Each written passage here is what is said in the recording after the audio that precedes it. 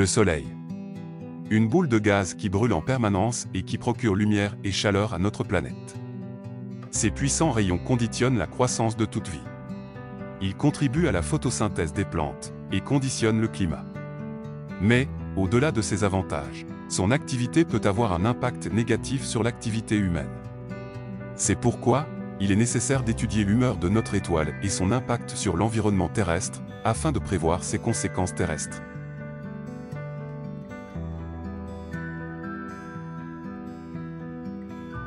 Le Soleil et son atmosphère sont constitués de plusieurs zones ou couches. De l'intérieur vers l'extérieur. L'intérieur solaire se compose de le noyau. C'est la région centrale où les réactions nucléaires consomment de l'hydrogène pour former de l'hélium. Ces réactions libèrent l'énergie qui quitte finalement la surface sous forme de lumière visible. La zone radiative. Elle s'étend vers l'extérieur depuis le bord extérieur du noyau jusqu'à la base de la zone de convection, caractérisée par la méthode de transport d'énergie par rayonnement.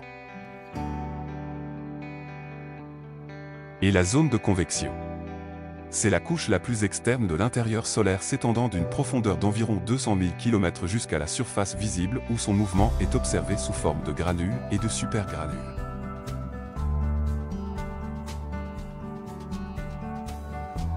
L'atmosphère solaire est composée de la photosphère. C'est la surface visible du Soleil. La chromosphère. C'est une couche irrégulière au-dessus de la photosphère où la température s'élève de 6000 degrés Celsius à environ 20 000 degrés Celsius. Une région de transition. C'est une fine couche très irrégulière de l'atmosphère solaire qui sépare la couronne chaude de la chromosphère beaucoup plus froide. Et la couronne. C'est l'atmosphère extérieure du Soleil.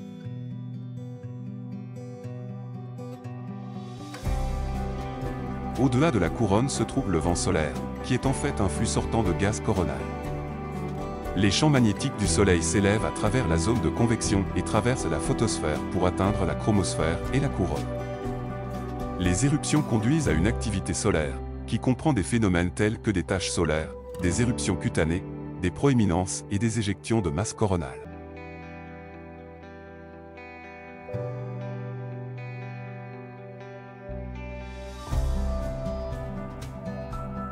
L'essentiel de l'énergie émise par le Soleil est produite par des réactions thermonucléaires.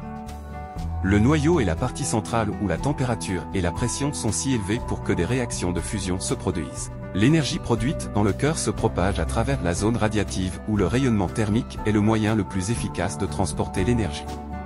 Au-dessus de la zone radiative, le plasma perd son équilibre et devient turbulent. Il se comporte comme une bouillie dans une marmite chaude.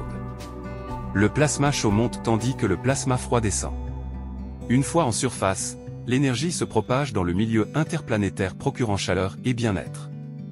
La force qui régit le Soleil est le magnétisme. Deux conditions qu'une étoile soit magnétique, d'une part il faut qu'elle tourne sur elle-même. D'autre part, il faut un mouvement de convection sur sa surface. Quand il y a interaction entre ces deux phénomènes, l'activité magnétique est très forte. Le bouillonnement du plasma à l'intérieur du Soleil crée un puissant courant électrique dans la zone de convection qui génère un intense champ magnétique. Les lignes de champ s'étendent d'un pôle à l'autre où il possède une configuration dipolaire, c'est le champ poloïdal. Ainsi la rotation différentielle entraîne une déformation progressive des lignes de champ qui commencent à s'enrouler autour de l'axe. Sous l'effet de la convection, ces lignes de champ se tordent et s'entrelacent, sous l'effet d'une forte pression. Elles s'entortillent et remontent vers la surface. En émergeant, ces lignes de champ forment des boucles, un pôle positif et un pôle négatif. C'est le champ magnétique toroïdal. Les régions où apparaissent ces boucles sont appelées des taches solaires. Leurs températures moyennes sont environ 1500 degrés Celsius, plus froides que la surface du Soleil. Parfois, le Soleil contient un grand nombre de taches solaires, tandis qu'à d'autres moments, peu ou aucune n'est visible. Cette variabilité du nombre de taches est appelée cycle solaire et dure en moyenne 11 ans. Les événements solaires très énergétiques peuvent causer des perturbations magnétiques importantes sur Terre et induire des conséquences directes sur nos systèmes de technologie actuels.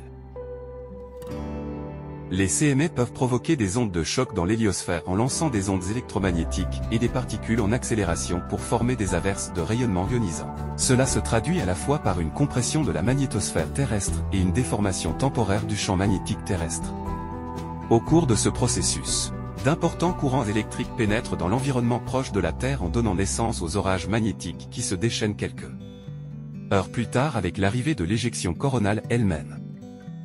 Les impacts des CME peuvent induire une reconnexion magnétique dans la magnétoqueue terrestre en lançant des particules accélératrices, protons et les électrons, vers l'atmosphère terrestre, où ils forment les aurores.